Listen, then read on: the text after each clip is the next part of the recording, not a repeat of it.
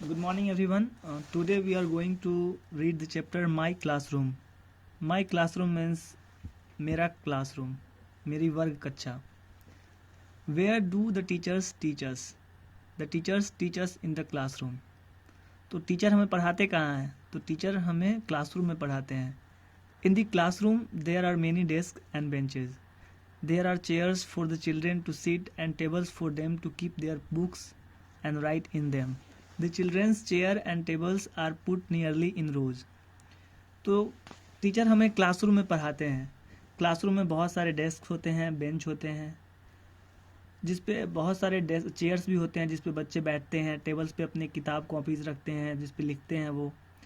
और जो चेयर्स और टेबल्स होते हैं वो बहुत रोज़ में मतलब सजा कर लाइन से रखा जाता है. A classroom has a blackboard on which the teachers write with a chalk. Classroom में एक ब्लैक बोर्ड होता है जिस पे टीचर जो होते हैं चौक से लिखते हैं. आपने देखा होगा. The teacher in the classroom teaches the children.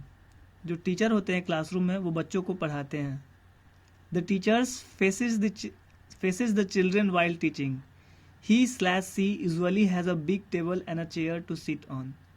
जो टीचर होते हैं पढ़ाते वक्त बच्चों की तरफ अपना मुंह मतलब चेहरा सामने रखते हैं पढ़ाते वक्त. और उनका जनरली जो टेबल होता है और चेयर होता है उनके बैठने के लिए बड़ा होता है, बच्चों से बड़ा होता है, और वो बच्चों के सामने बैठकर उन्हें पढ़ाते हैं. आप लोग तो रोज दिन देखते ही होंगे क्लासरूम में. There are many charts put on the display boards on the walls. These charts teach us many thing.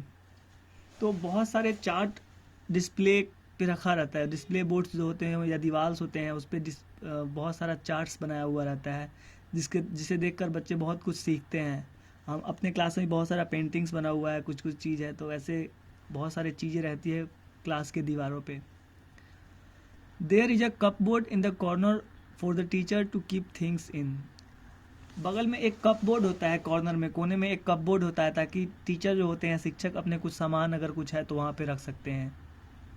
There is also a dustbin in the corner. Corner में डस्टबिन भी होता है, अपने स्कूल में भी है. आप लोग जाते हैं वहाँ पे पेंसिल को छीलना होता है या कुछ डस्टबिन डालना होता है तो आप वहाँ जाते हैं. We should throw waste paper peels and pencil shaving in the bin. तो हमें जो वेस्ट पेपर है मतलब बचे हुए कागज़ है, फटे हुए कागज़ है या कुछ छिलके हैं, पेंसिल का जो छिलका बचता है वो सब को उस डस्टबिन में रखना चाहिए. आप लोग रखते भी हैं. A good classroom has a door and windows to let in air and sunlight. जो अच्छे क्लासरूम होते हैं उसमें दरवाजे होते हैं और खिड़कियाँ होती है जिससे हवा और धूप अंदर आ सके. हमारे क्लास में भी आपने देखा होगा पीछे खिड़कियाँ हैं जिससे हवा भी आती है, सनलाइट्स भी आते हैं. We should keep our classroom neat and clean. हमें अपना क्लासरूम को साफ़ सुथरा रखना चाहिए.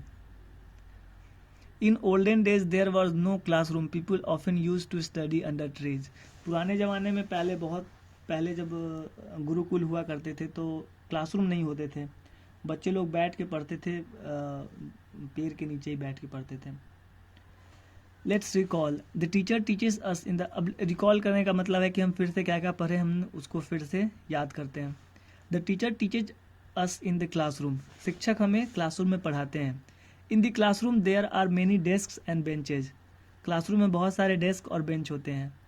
अ classroom has chairs for us to sit on and tables to keep our book और राइट ऑन.